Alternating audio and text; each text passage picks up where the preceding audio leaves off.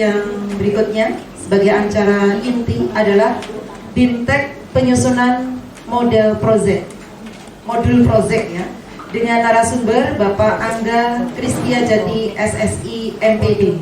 Sebelumnya saya bacakan CV beliau.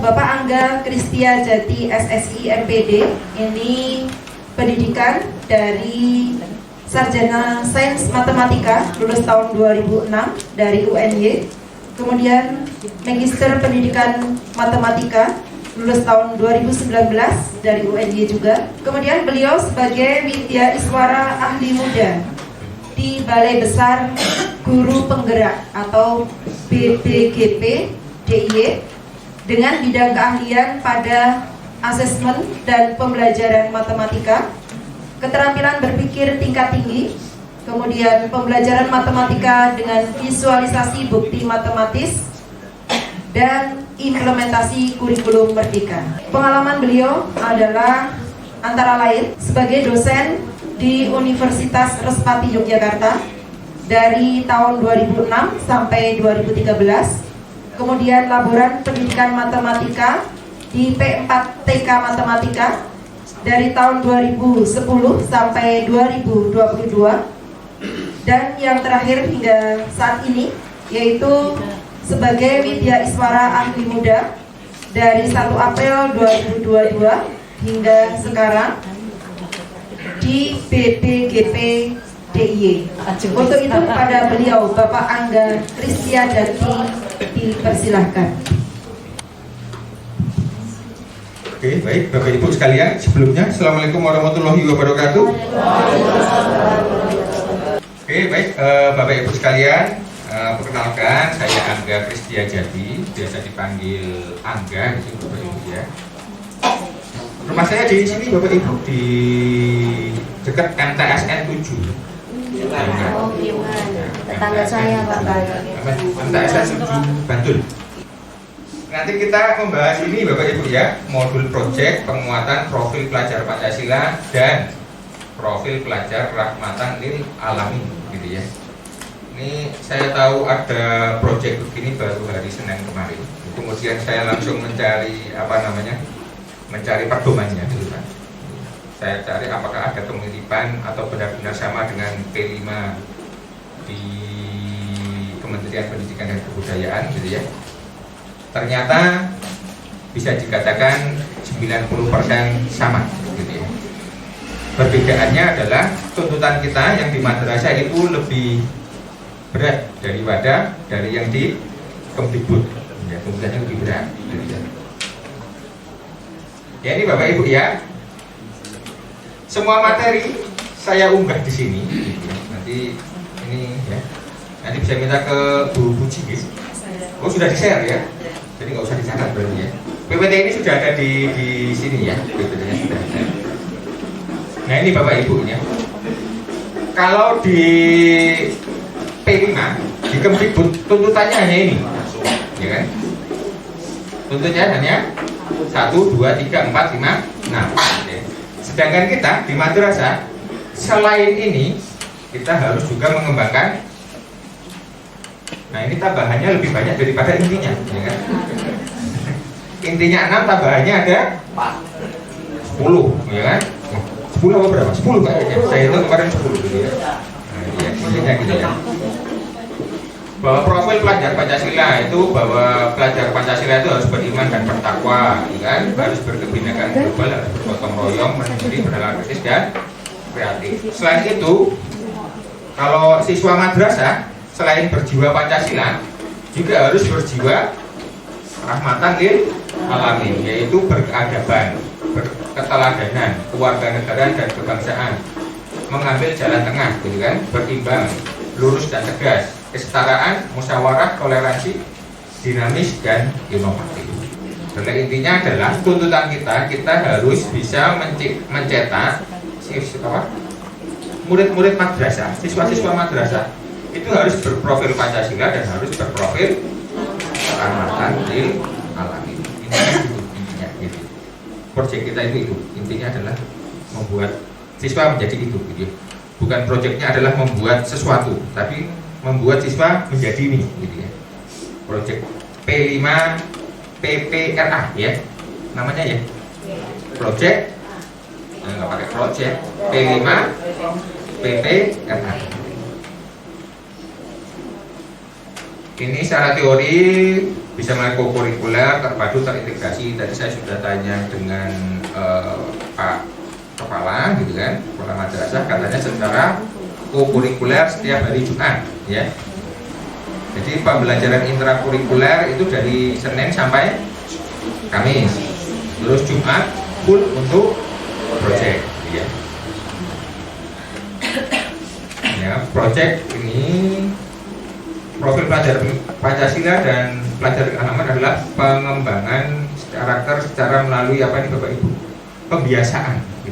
Langkah-langkah untuk memahami P5 PRA. Sudah memahami ini Bapak Ibu?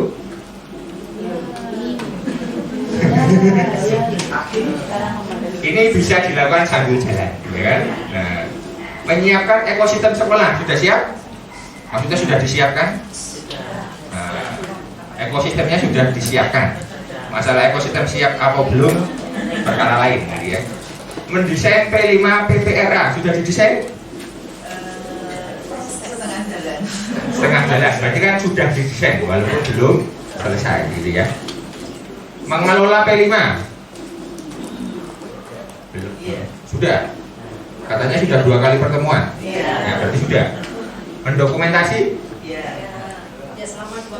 Oh, 2 kali pertemuan sudah terdokumentasi ya. Nah, yang ini pasti belum. Oh, belum karena baru 2 kali ya kan. Apalagi yang terakhir, ya. Nah, belum. Berarti ini sudah dirasakan Bapak Ibu ya. Sebenarnya sampai 5 langkah ini ya. Ya, ini tadi sudah disebutkan gitu ya. Pembelajaran lintas disiplin ilmu dalam mengamati memberikan solusi terhadap permasalahan di lingkungan sekitar untuk menguatkan berbagai kompetensi dalam profil pelajar. Gitu ya. Jadi maksudnya Bapak Ibu, P5 PPRA gitu ya, terkadang itu tidak terkait dengan mapel gitu ya. Satu kelompok siswa itu berapa orang? Satu kelompok proyek 6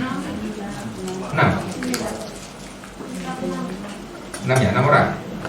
Nanti pengelompokannya 5 sampai 6. Ya kan ada satu kelas ya. Nah, satu kelas itu dibuat jadi berapa kelompok gitu. Nah, anggotanya 5 5 atau 6. atau 6 siswa. Terus yang jadi fasilitatornya? Ini juga masih sambil berjalan. Oh gitu ya. Fasilitatornya itu kadang ada yang satu kelas satu fasilitator. Kalau yang gurunya banyak ya bisa satu kelompok satu fasilitator gitu ya. Kadang ada yang satu fasilitator 2 kelompok gitu. Tergantung situasi dan kondisi sekolah gitu ya. Gitu ya. Yang jadi fasilitator guru ya. Dan bukan berarti harus wali kelasnya gitu ya. Seperti itu. Itu nanti dimusyawarakan ya Bapak Ibu ya. Nah, pembelajaran itu harus holistik, harus kontekstual, berpusat pada peserta didik. Kontekstual, tema kita apa Bapak Ibu yang David? Yang sedang berjalan ini apa temanya? Gaya hidup berkelanjutan. Topiknya? Sampahku tanggung jawabku. Coba jadi buat judul yang lain gitu ya. Maksudnya apa? Bertanggung jawab dengan sampah. Nah, misalnya gitu. Biar nggak sama kayak pedoman maksudnya gitu ya. Boleh, yang nggak boleh itu temanya gitu. Kalau IM6 itu sampah sahabat masa depan. Nah, itu juga bisa sampah sahabat masa depan. Kan juga sama itu, sampahku tanggung jawabku juga intinya juga itu nanti ya. Menyiapkan ekosistem sekolah tadi katanya sudah gitu ya, bahwa itu nanti satuan pendidikan diharapkan tidak hanya memberikan ilmu tapi juga membentuk karakter. Saya kira ini sudah sejak dulu ya Bapak Ibu. Ini bukan sesuatu yang baru ya. Ya kan? Sejak dulu gitu kan. Ini cuma mungkin hanya untuk memperkuat saja gitu. Sehingga kita perlu membangun budaya satuan pendidikan, memahami peranan masing-masing peserta didik perannya apa, pendidik perannya apa, satuan pendidik perannya apa gitu. Saya kira juga tidak ada masalah ini. Memahami dan menyusun strategi pelaksanaan program. Yang masalah yang bawah ini biasanya. Kemudian memahami dan menyusun rencana tahapan proyek. Gitu. Kekhasan P5 PPRA Madrasah. Gitu. Dalam membuat P5 kita harus senantiasa perspektif ibadah kepada Allah Subhanahu wa Ta'ala. Jadi harus ada nilai ibadah setiap proyek kita. Gitu. Kemudian hubungan antara guru dan siswa itu adalah mahabbah fillah, harus ada kasih sayang ya. Lalu ada ainur rohmah, pandangan sayang ya. Oh ada pandangan, tatapannya itu jangan kalau mendampingi, membimbing gitu ya. Tatapannya harus tatapan kasih sayang. Hati nurani sebagai sasaran utama. Kemudian akhlak di atas ilmu pengetahuan. Kemudian budaya satuan pendidikan harus berpikiran terbuka, ya open minded. Berpikiran terbuka tapi tetap harus mengingat ini Bapak Ibu ya, perspektif ibadah kepada Allah dan akhlak di atas ilmu pengetahuan. Senang mempelajari hal baru, kolaboratif dan rahmatan lil alamin, membawa rahmat bagi seluruh alam semesta. Nah nanti peserta didik itu berperan sebagai subjek pembelajaran. Pendidik berperan sebagai fasilitator pembelajaran ya Bapak Ibu ya. Pendidik itu sebagai fasilitator, bukan sumber belajar. Satuan pendidikan berperan sebagai pendukung terselenggaranya kegiatan serta menyediakan fasilitas dan lingkungan belajar yang kondusif. Kalau saya lihat ini lingkungan MTSN 3 sudah kondusif ya. Nah ini proyek disusun dalam bentuk co-curricular sudah tadi ya, setiap hari Jumat, gitu kan. Alokasi waktu 20-30%. Tadi kelihatannya per tahun 360 jam. Nah, tahapan pelaksanaan proyek, madrasah harus membentuk tim fasilitator, sudah. Koordinator proyeknya sudah ada. Nah, tim fasilitatornya berapa?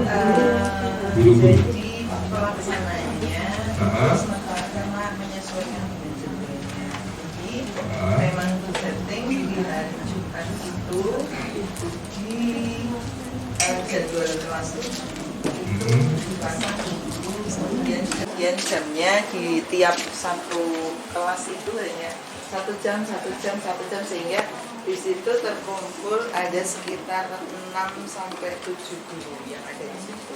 6 sampai 7 guru. Ya, untuk berapa kelas itu Bu? 5 kelas. 5 kelas.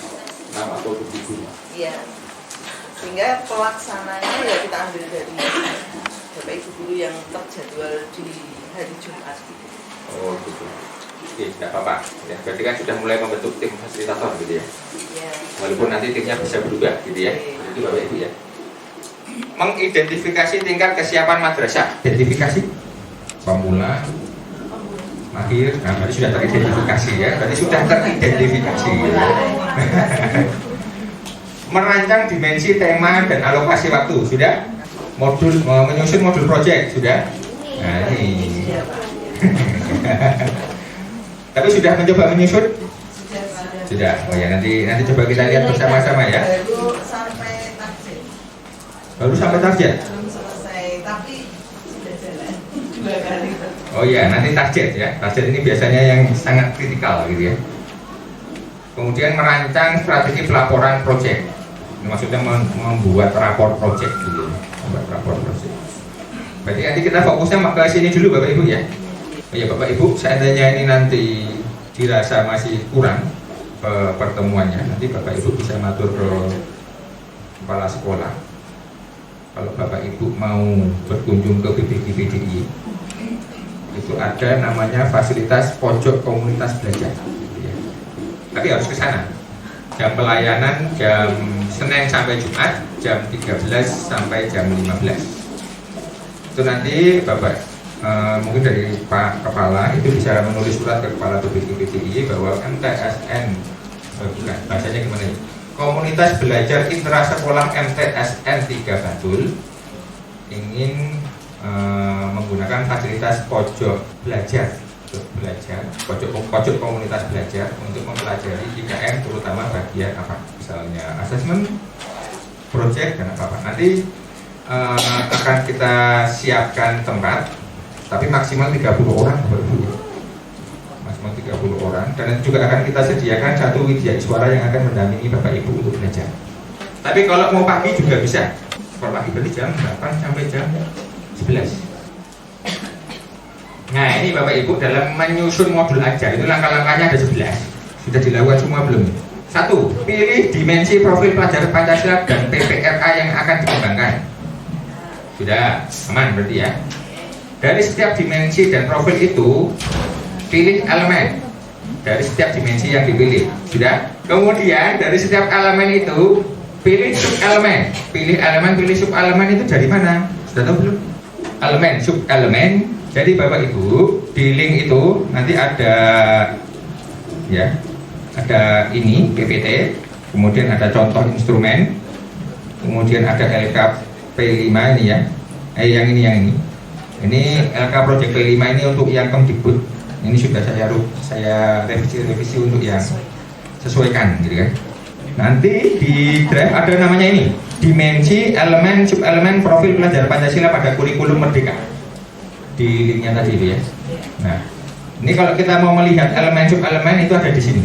Nih misalnya ya, dimensi beriman bertakwa kepada Tuhan Yang Maha Esa. Diambil nggak ini Bapak Ibu itunya? Dimensinya? Dimensi yang diambil apa Bu? Di proyek yang pertama ini, dimensi yang diambil apa? Nah, misalnya ini beriman dan bertakwa, ya, dimensinya ini. Dimensi ini ada beberapa elemen. Yang pertama yaitu ada elemen akhlak beragama, ada akhlak pribadi, kemudian ada akhlak kepada manusia, ada akhlak kepada alam, akhlak bernegara. Nah ini yang kita ambil yang mana gitu kan. Nah ini kita lihat tabel ini Bapak Ibu ini ya. Nah ini ya. Dimensi beriman dan bertakwa, elemen akhlak beragama gitu kan. Nah ini kita mau ambil elemennya yang mana. Jangan semuanya diambil. Kalau kita semuanya ambil pusing gitu ya. Ambilnya 1 atau 2 aja, nggak usah banyak-banyak. Tapi bukan berarti ngambil banyak-banyak nggak boleh loh ya. Ngambil banyak-banyak boleh kalau siap pusing ya. Tahu ya ngambilnya ya. Dari mana? Dari file ini, dimensi, elemen, sub-elemen, profil pelajar Pancasila gitu ya. Itu kalau yang nomor 2 ya. Kemudian yang nomor 3, dari sub-elemen tadi kita pilih, dari elemen tadi kita pilih sub-elemen. Atau kalau PPRA itu ada di sub-nilai namanya. Sub-elemennya yang ini elemen, ini sub-elemen. Nah, ini adalah indikatornya. Atau biasa kita sebut sebagai target dari proyeknya. Kita fase apa? Fase D, berarti ini. Nah, maka targetnya ini. Siswa kita itu harus ini untuk setiap elemen gitu ya. Bagaimana kita mendapatkan dimensi? Dari mana? Dari file tadi gitu ya. File apa? Dimensi. Kemudian kita pilih satu elemen. Kita pilih elemennya dari mana tadi Bapak Ibu? Kita buka apa namanya? File ini ya. V2 dimensi elemen sub-elemen gitu kan.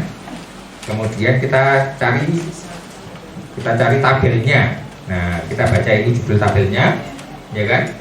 Ya kan, dimensi beriman dan bertakwa. Ini adalah elemen, ya. Yang paling kiri ini adalah sub-elemen. Ini kan elemen akhlak beragama, sub-elemennya ini, gitu kan. Elemen akhlak pribadi, elemen sub-elemennya ini, gitu ya. Ya, nanti kalau kita turun ke bawah ada dimensi yang lain, gitu kan? Kita lihat ke bawah nanti ada tabel lagi, gitu. Nah ini tabel lagi. Ini untuk yang dimensi berkebinekaan global. Ini ada elemen mengenal macam-macam, gitu ya. Oh ya, kemudian ini Bapak Ibu yang PPRA, ya, halaman 68 dari 70. Jadi setelah daftar besar. Nah, inilah, gitu kan. Kalau tadi kita milih apa namanya Bapak Ibu, dimensi P5. Nah, kalau kita milih apa namanya dimensi PPRA-nya melalui di sini. Ya. Nah, dari 10 ini kita pilih yang mana? Nah, setelah itu dipilih 1 atau 2 atau 3 sub elemen dari masing-masing dipilih, kemudian kita tentukan tema project. Jadi tema project itu setelah 1, 2, 3 ini. Nanti terbalik Pak. Ya, jadi kan gini ya, kita lihat dulu kondisi. Kita ada asesmen awal tapi nggak usah sedikit kelihatan dilihat dari tingkah laku anak-anak kelas 7. oh ini anak-anak ini perlu dikuatkan dimensi yang ini dan ini, gitu ya. Itu secara global aja lihatnya, gitu kan. Nah, setelah nomor 1, setelah pilih dimensi-dimensi, kita lihat elemennya. Oh ini anak-anak nih yang perlu di ini apa ini musyawarah, gitu. Itu musyawarah aja, gitu kan. Setelah itu kita pilih elemen-elemennya. Nah, setelah kita pilih elemen-elemennya, sub-elemennya, baru kita lihat. Nah, kalau kita mau menguatkan ini cocoknya tema yang mana ya? Nah, gitu. Setelah ketemu tema, kita tentukan judul proyek. Kemandirian mungkin ya. Oh ya tadi ya. Tentukan tema proyek, kemudian tentukan judul atau topik proyek. Kemudian ya, berdasarkan 1, 2, 3, 4, 5 kita tentukan tujuan proyek. Di proyek yang sekarang kita laksanakan 2 kali pertemuan itu, di dokumennya tujuan proyeknya bunyinya gimana Bu? Setelah membuat tujuan proyek, kita membuat rubrik atau instrumen penilaian. Sudah ada? Oh gitu ya. Sudah, prosedur ya. Masih dalam tahap pengenalan. Oke, tidak apa-apa gitu ya. Kemudian ya, setelah membuat rubrik kita harus mencermati dan menentukan alokasi waktu dan jumlah pertemuan. Proyek pertama kita ini mau berapa kali pertemuan? Menyiapkan materi dan atau LKPD di setiap aktivitas, gitu ya. Nah itu nanti kalau dikumpulkan kan jadi modul project itu. Tujuan project, ya, bukan mengarang sendiri dan tidak harus sesuai dengan produk akhir project. Tujuan project diambil sesuai tabel alur perkembangan sesuai dengan dimensi elemen dan sub-elemen serta capaian akhir fase, gitu ya. Contohnya, ini contoh ya Bapak Ibu ya. Mengambil dimensi yang profil pelajar Pancasilanya itu adalah dimensi beriman dan bertakwa kepada Tuhan Yang Maha Esa dan berakhlak mulia dan bergotong royong. 2 aja, nggak usah banyak-banyak ya. Kemudian dari sini, dari dimensi ini yang beriman dan bertakwa ini diambil elemennya, elemen akhlak pribadi. Kemudian yang bergotong royong diambil elemen yang kepedulian, misalnya gitu ya. Nah kemudian dari masing-masing elemen ini diambil sub-elemen ini. Integritas itu di dalamnya termasuk kedisiplinan, kejujuran, apa lagi ya, kekonsistenan, macam-macam gitu ya. Kemudian ada merawat diri secara fisik, mental dan spiritual, gitu ya. Ini ambilnya dari tabel yang warna-warni tadi, gitu ya. Kemudian yang elemen kepedulian diambil sub-elemen ini, tanggap terhadap lingkungan sosial dan persepsi sosial, gitu ya. Kemudian PPRA-nya yang diambil misalkan keteladanan atau khutbah, gitu ya. Nah, sub nilainya yang diambil adalah menjadi contoh, mengajak kebaikan dan menginspirasi. Nah, ini dapatnya dari tabel yang setelah daftar pustaka tadi, gitu ya. Ini dari file dimensi dari Kemdikbud, yang ini dari pedoman dari Kemenang, gitu ya. Gitu ya. Sampai di sini sudah jelas? Sudah. Ya.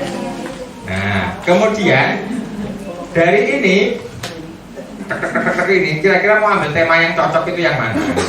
Kan kita milih 8 ini kan. Mau tema yang kearifan, gaya hidup berkelanjutan, bangunan jiwa, gitu kira-kira yang cocok yang mana, gitu kan? Ya ini perlu kita ketahui Bapak Ibu ya. Kalau untuk MTS 3 sampai dengan 4 project profil dengan tema yang berbeda, gitu ya.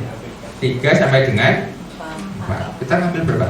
Ya 3 aja, gitu. Kan nanti 3, nanti kelas 8 3, kelas 9 kan jadinya 9, gitu ya. Tadi diputuskan temanya apa, judulnya apa tadi apa? Gaya hidup berkelanjutan, judulnya sampahku tanggung jawabku, bukan gitu. Sementara itu kan ya, temanya apa? Kira-kira tujuannya apa? Peserta didik setelah proyek, peserta didik.